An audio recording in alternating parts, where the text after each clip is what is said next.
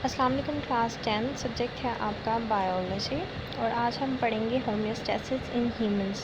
Lastly हम लोगों ने पढ़ा था होम्योस्टेसिस इन प्लांट्स, जिसमें हमने देखा था कि प्लांट कैसे अपने इंटरनल बॉडी कंडीशन को कैसे मेंटेन करता है due to the changing external environment, यानी अपने सेल के अंदर और बाहर के इन्वायरमेंट को वो कैसे बैलेंस में रखता है। तो ह्यूमंस में एक प्रॉपर सिस्टम्स मौजूद हैं, प्रॉपर ऑर्गन सिस्टम्स हैं, जिसकी वजह से ह्यूमंस और एनिमल अपने इंटरनल बॉडी कंडीशन को मेंटेन करते हैं। इसमें सबसे पहले आ जाता है लंग्स, फिर आ जाता है स्किन और लास्ट पे आ जाएगा किडनी। लंग्स के बारे में हमने चैप्टर नंबर 10 में बहुत डिटेल में पढ़ चुके हैं कि लंग्स कैसे गैसेस एक्सचेंज को मेंटेन करते हैं और कार्बन डाइऑक्साइड और ऑक्सीजन के लेवल को मेंटेन करते हैं और रेस्पिरेशन यानी सांस लेने के अमल को जो है वो कंटिन्यू रखवाते हैं। नेक्स्ट जो ऑर्गन है, it is the largest organ in our body. We know it is the skin. ये हमारी जल्द है, ठीक है। स्किन में बहुत से पोर्स होते हैं जिसकी वजह से जो प्रोड्यूस करते हैं स्वेट और ऑयल ग्लैंड्स, ठीक है, और हमें प्रोटेक्शन देते हैं, हीट मेंटेन करते हैं। सीलियाज होते हैं, ठीक है। इसको भी हम थोड़ा बहुत डिटेल में पढ़ेंगे आपके टेक्स्ट में। और जो मेन डिटेल है वो है किडनी यानी यूरिन फॉर्मेशन। किस तरह आपकी बॉडी आपके ब्लड को थ्रू किडनी क्लीन करती है और ब्लड में जितना भी वेस्ट मटेरियल होता है उसको एक्सक्रीट आउट करती है from your body through urine formation. तो इसकी हम डिटेल पूरी पढ़ेंगे। तो पहले तो आप ये याद रख लें कि होम्योस्टेसिस इन ह्यूमंस किन किन ऑर्गन से जो है वो पॉसिबल होता है। So they are lung, skin and lastly kidney. Skin जो सबसे लार्जर ऑर्गन है हमारे बॉडी का, ठीक है। Our skin consist of 2 layers. हमारी स्किन जो है वो 2 लेयर्स पर मुश्तमिल होती है। जो आउटर मोस्ट लेयर होती है उसको बोलते हैं एपिडर्मिस, ठीक है, और उसके नीचे जो थिक लेयर होती है उसको बोला जाता है डर्मिस, ठीक है। So epidermis and dermis together constitute our skin. Epidermis is the outer protective layer without blood vessels. अच्छा, आपने देखा है कि अगर आपकी जो स्किन है उसके बिल्कुल ऊपर वाली लेयर पर कोई कट आ जाए तो ब्लड नहीं निकलता, लेकिन अगर वही कट थोड़ा सा डीपर हो जाए तो ब्लड निकलता है, क्योंकि जो स्किन की ऊपर वाली लेयर होती है उसमें या तो ब्लड वेसल्स तो दूर की बात है, कैपिलरीज भी मौजूद नहीं होती हैं, यहाँ बहुत कम कैपिलरीज मौजूद होती हैं, ठीक है। तो इसकी वजह से बहुत थोड़ी सी जो है वो मिक़दार में ब्लड निकलता है और जब आप उसको प्रेस करते हैं तो वो वहीं रुक जाता है। जबकि डर्मिस जो लेयर होती है उसमें प्रॉपर ब्लड वेसल्स होती हैं, सेंसरी नर्व एंडिंग्स होती हैं, स्वेट ग्लैंड्स होते हैं और ऑयल ग्लैंड्स मौजूद होते हैं। इसके अलावा हेयर के जो फॉलिकल सेल्स हैं वो भी जो है वो डर्मिस लेयर में स्किन की मौजूद होते हैं। अब स्किन कैसे मेंटेन करती है, होम्योस्टेसिस कैसे परफॉर्म करती है, हम ये देखते हैं। Skin performs important role in the regulation of body temperature. The thin layer of fat cells in the dermis insulate the body. हमारी डर्मिस यानी एपिडर्मिस है पहले, फिर डर्मिस है, उसके नीचे भी एक लेयर मौजूद होती है जिसको हम फैट लेयर बोलते हैं, ठीक है। ये फैट लेयर क्या करती है, हमारी बॉडी में मौजूद हीट को जो है वो बाहर निकलने से जो है वो रोकती है, यानी हमें इंसुलेट करती है। जब बहुत ज़्यादा सर्दी होती है तो ये हमारी बॉडी को इंसुलेट करती है। और गर्मी की कंडीशन में ये क्या करती है कि बाहर से हीट अंदर जो अंदर आती है उसको उसके लेवल को कम कर देती है। तो ये इस तरीके से हमारी बॉडी के टेम्परेचर को मेंटेन करती है। इसके अलावा contraction of small muscles attach to hair forms goose bump. जो स्किन सेल्स पर टाइनी हेयर लाइक स्ट्रक्चर मौजूद होते हैं, ठीक है, ये इनके जो स्किन के साथ जो इनका कॉन्टैक्ट पॉइंट होता है, यानी कॉन्टैक्ट मसल्स जो होते हैं वो कंट्रैक्ट कर सकते हैं, ठीक है। यानी वो जब कंट्रैक्ट करते हैं तो आपने देखा हो अक्सर जब फियर की कंडीशन होती है, कोई खौफ या आप ऐसी कोई अनसर्टेन चीज़ को देख लेते हैं या कोई किसी चीज़ से आप हैरत में जब मुब्तला हो जाते हैं तो आप देखते हैं आपके वो हेयर्स जो हैं वो खड़े हो जाते हैं, ठीक है, जिस कंडीशन को बोला जाता है गूज बम्स। अब जब ये गूज बम की कंडीशन होती है या बहुत ज़्यादा सर्दी में आपको ये चीज़ जो है वो एक्सपीरियंस होती है। इन गूज बम्स में क्या है, जब वो हेयर्स खड़े होते हैं तो इनके दरमियान एयर जो है वो ट्रैप हो जाती है। एयर हमें पता है एक गुड इंसुलेटर है, तो जब एयर की लेयर एक मेंटेन हो जाती है हमारी स्किन के ऊपर तो वो स्किन से निकलने वाली हीट को निकलने नहीं देती, और जो बाहर का जो टेम्परेचर है और जो भी हीट है, अगर गर्मियाँ है तो हीट होगी और अगर सर्दी है तो ऑफकोर्स टेम्परेचर लो होगा, तो उसकी पेनिट्रेशन को जो है वो कम कर देती है। इस तरीके से हमारी स्किन को जो है वो इसके टेम्परेचर को मेंटेन रखती है। Similarly skin helps in providing cooling effect when sweat is produced by sweat gland and excess body heat escape through evaporation। हमारी स्किन्स पर पोर्स मौजूद हैं और वो पोर्स जो हैं कनेक्टेड हैं स्वेट ग्लैंड से, जो कि पसीना बनाते हैं, ठीक है। जब ये स्वेट बनता है और हमारी बॉडी यानी ऊपर एपिडर्मिस लेयर पर आता है तो ये क्या करता है, अपना टेम्परेचर जब स्किन की अपर लेयर पर जो डेफिनेटली टेम्परेचर हायर होता है उसकी वजह से क्या होता है, ये एवेपोरेट हो जाता है। और यू नो डैट ये केमिकल फैक्ट है कि जब कोई लिक्विड एवेपोरेट होता है सराउंडिंग में जाता है तो वो अपने उस साइड का जो टेम्परेचर है वो लोअर हो जाता है, जिसकी वजह से ठंडक का अफेक्ट आता है। तो गर्मियों में जो स्वेटिंग का प्रोसेस से भी हमारा जो है वो बॉडी टेम्परेचर मेंटेन रहता है। तो ये हो गई स्किन जो कि रेगुलेट कर रही है आपके बॉडी टेम्परेचर को और आपके इंटरनल टेम्परेचर जो बॉडी का है उसके इन्वायरमेंट को मेंटेन कर रही है, विच इज़ वेरी इंपॉर्टेंट। क्योंकि अगर टेम्परेचर का लेवल डिस्टर्ब होता है बॉडी का तो बहुत सी चीज़ें डिस्टर्ब हो जाती है, जिसमें पीएच का लेवल भी डिस्टर्ब हो जाता है और आपके एंजाइम की फंक्शनिंग बॉडी में जो है वो डिस्टर्ब हो जाती है, जिसकी वजह से डिफरेंट केमिकल रिएक्शन जो कि हो रहे हैं वो डिस्टर्ब होते हैं। कंसिक्वेंटली बहुत सा जो है वो बैड इफेक्ट जनरेट होता है बॉडी में। लंग्स के बारे में यही आपको टेक्स्ट में बताया गया है कि आपने प्रीवियस चैप्टर में बहुत डिटेल में इसके बारे में पढ़ लिया है। Our cells produce carbon dioxide when they perform cellular respiration. From cells, carbon dioxide diffuses into tissue fluid and from there into blood. Blood carries carbon dioxide to lung from where it is removed in air, ठीक है। यानी ये इन्होंने briefly आपको दोबारा से recall करवाया है, वैसे आप डिटेल में इसके बारे में पढ़ चुके हैं।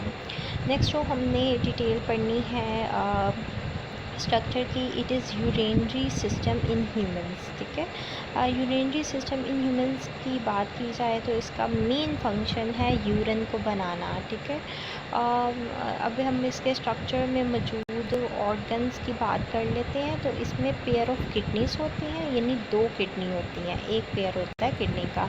इसके अलावा पेयर ऑफ यूरेटर होता है। यूरेटर वो नाली है जो कि यूरिन जब बन जाता है तो किडनी से उसको लेकर आगे जो है वो मूव करती है। यूरेटर एक ट्यूब है जो कि दोनों किडनी से निकल रही होती है, एक एक tube. So it is again a pair of ureter. उसके बाद यूरेनरी ब्लैडर है, ये वो जगह है जहाँ पर टेम्प्रेरी यूरिन स्टोर होता है और जब अर्ज होती है यानी यूरिन करना आपको फील हो रहा है that you need to urinate, तो ये मसल्स कंट्रैक्ट करते हैं और थ्रू यूरेथ्रा, ये जो लास्ट वाला पार्ट है उसके थ्रू यूरिन आपकी बॉडी से रिलीज़ आउट हो जाता है। तो ये हो गए स्ट्रक्चर, ठीक है, वो स्ट्रक्चर जो कि यूरेनरी सिस्टम को बनाते हैं। जैसे कि डायग्राम में आप देख सकते हैं किडनीज, उसके बाद किडनी से निकलने वाली येलो कलर की यूरेटर और उसके बाद वो बॉल लाइक स्ट्रक्चर जो कि आपको डाउन नज़र आ रहा है, इट इज़ यूरेनरी ब्लैडर, और लास्ट पे वो नाली जिसके थ्रू यूरिन बॉडी से रिलीज़ आउट होता है, इट इज़ यूरेथ्रा। अब हम चलते हैं स्ट्रक्चर ऑफ किडनी की तरफ, ठीक है। एक किडनी कैसी होती है, इसका साइज़, वेट और लेंथ कितना होता है और क्या इसकी सूरत हाल है। तो किडनी को अगर देखा जाए तो एक बीन शेप्ड ऑर्गन हमें यानी लोबिये की शक्ल का एक ऑर्गन नज़र आता है और डार्क रेड कलर का होता है।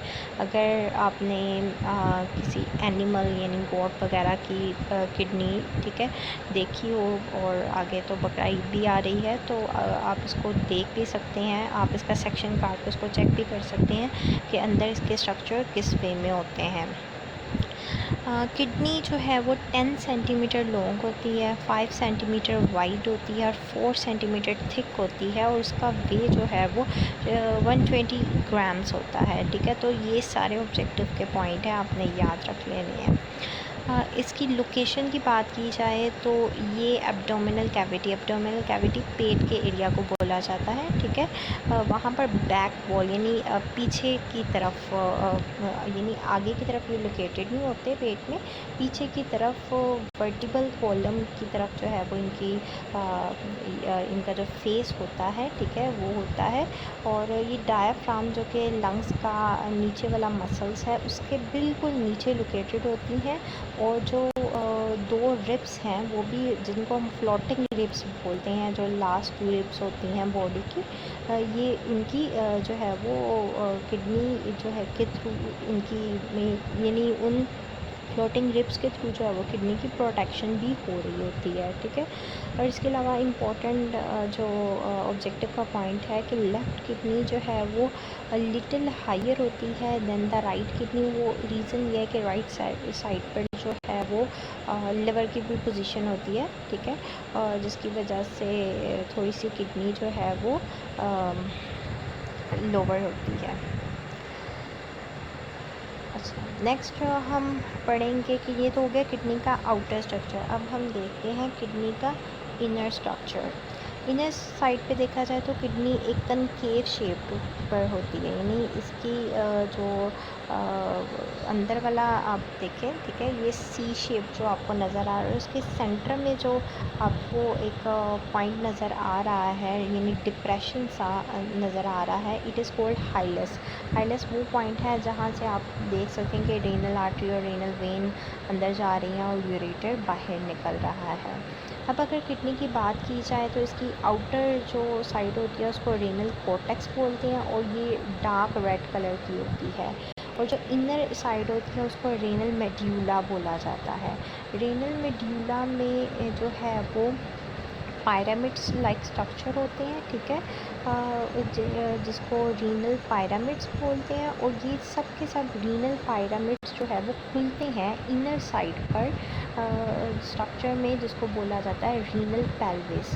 और इन सब रीनल पायरामिड से रीनल पेल्विस फिल्ट्रेट को लेता है, यानी जो भी फ़िल्टर मटेरियल होता है उसको लेता है और आगे रीनल पेल्विस खुलता है यूरेटर में, जो कि यूरिन को लेकर आगे नेक्स्ट स्ट्रक्चर जो आप पढ़ चुके हैं यूरिनरी ब्लैडर, उसकी तरफ लेकर जाता है, ठीक है। तो ये हो गया। अब यूरिन बनता कैसे है वो हम देखेंगे कि रीनल पेल्विस जो अंदर वाला रीनल मेड्यूला जो स्ट्रक्चर है, ठीक है, जिसमें पिरामिड लाइक स्ट्रक्चर मौजूद है, ये बहुत इम्पोर्टेंट हिस्सा है इस पॉइंट से कि यहाँ ही सारी जो है वो फिल्ट्रेशन और यूरिन फॉर्मेशन होता है। इसका जो किडनी का इम्पोर्टेंट यूनिट है इसको बोला जाता है नेफ्रॉन। जैसे तमाम बॉडी का जो स्ट्रक्चरल यूनिट होता है वो सेल होता है, वैसे किडनी का जो स्ट्रक्चरल और फंक्शनल यूनिट होता है उसको नेफ्रॉन बोलते हैं, ठीक है। नेफ्रॉन एक किडनी में जो है वो 1 मिलियन से भी ज़्यादा नेफ्रॉन हर किडनी में मौजूद होते हैं और इनको नेफ्रॉन को भी पूरे 2 हिस्सों में डिवाइड किया गया है, रीनल कॉर्पस्कल्स और रीनल ट्यूब्यूल। रीनल कॉर्पस्कल्स जो इसका पहला हिस्सा है, इसमें 2 स्ट्रक्चर मौजूद होते हैं, ठीक है, और ये कोई भी ट्यूब लाइक स्ट्रक्चर नहीं होता, यानी ट्यूब फॉर्म में नहीं होता। इसमें एक स्ट्रक्चर जो होता है उसको बोलते हैं बोमेंस कैप्सूल। ये सी शेप्ड एक स्ट्रक्चर होता है, ठीक है, और इसके अंदर tuft of capillaries, blood capillaries मौजूद होती हैं जो कि ब्लड को लेकर आती हैं किडनी के अंदर, ठीक है। थ्रू रेनल आर्टरी, ठीक है। रेनल आर्टरी ब्लड को इसकी तरफ लेकर आती है, ठीक है, और यहाँ पर ब्लड फ़िल्टर होता है और फिर आगे की तरफ जाता है। तो इस हिस्से को बोला जाता है रेनल कोर्पसल्स, ठीक है। और नेक्स्ट जो नेफ्रॉन का हिस्सा होता है उसको बोला जाता है रेनल ट्यूब्यूल। रेनल ट्यूब्यूल एक ऐसा हिस्सा है जो कि ट्यूब लाइक, जैसे कि उसका नाम भी बता रहा है, इसमें इसकी ट्यूब्स को 3 हिस्सों में डिवाइड किया गया है। पहले वाले हिस्से को बोलते हैं प्रॉक्सिमल कॉन्वोल्यूटेड ट्यूब, दूसरे वाले हिस्से को बोलते हैं लूप ऑफ हेनले, ठीक है, जिसको डिवाइड किया जाता है असेंडिंग और डिसेंडिंग लूप ऑफ हेनले में। और लास्ट जो स्ट्रक्चर है इसको बोला जाता है डिस्टल कॉन्वोल्यूटेड ट्यूब्यूल। और जब सब की यानी यूरिन ऑलमोस्ट बन चुका होता है तो सब का सब जो है वो डिस्टल कॉन्वोल्यूटेड ट्यूब्यूल से होता हुआ आखिरी स्ट्रक्चर में जाता है रेनल ट्यूब्यूल के, जिसको बोलते हैं कलेक्टिंग डक्ट, ठीक है। और सब किडनी की एक साइड की किडनी में जितने भी नेफ्रॉन्स हैं उन सब की कलेक्टिंग डक्ट आगे ड्रेन करती है रेनल पेल्विस में, और रेनल पेल्विस पे ब्लड जो यूरिन होता है, ठीक है, जो फिल्टर्ड ब्लड होता है उसको लेकर जाता है यूरेटर में, जहाँ से वो एक्सक्रीट आउट हो जाता है। तो ये हो गया आपका स्ट्रक्चर, जिसमें डायग्राम हम देख लेते हैं। आपको C shaped cup like structure नज़र आ रहा है, बोमेंस कैप्सूल, ठीक है। फिर रेड कलर में आपको कैपिलरीज का टफ्ट नज़र आ रहा है, यानी गुच्छा नज़र आ रहा है, इसको बोलते हैं ग्लोमेरुलस, ठीक है। ये हो गया पहला हिस्सा जिसको हम बोलते हैं रेनल कोर्पसल्स। अब दूसरा हिस्सा स्टार्ट हो जाता है रेनल ट्यूब